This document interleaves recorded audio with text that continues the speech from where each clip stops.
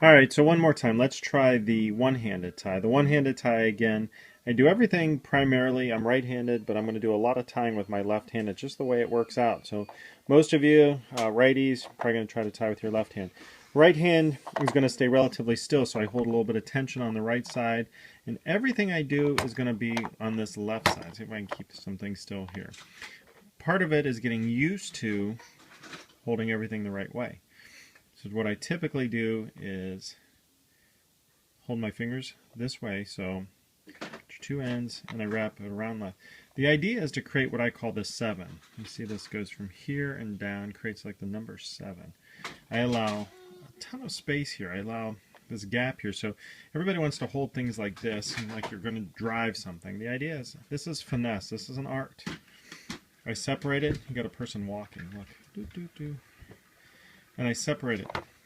This allows me enough room to get that throw in.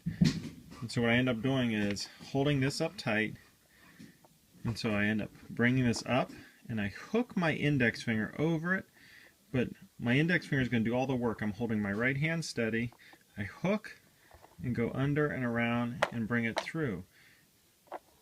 Okay, so here it is again, hook, and I bring it through, and then I flip it and grab it with the back like this.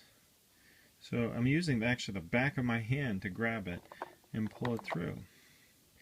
Creates the first knot. You can kind of see how that.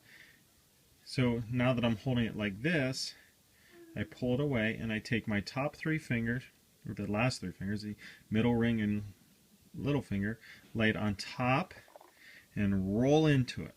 So I have this, I've pulled it away, or actually towards me, excuse me, and then I lay my fingers on top and roll into it, take my other hand that's still here and just slightly lay it across there.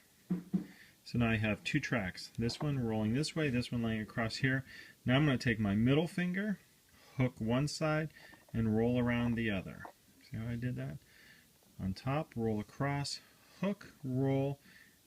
Again, using the back of my hand, I let go here, and I'm using the back of my hand to flip it through the hole. And I've created the second set. You see how it's done that? There's my square knot.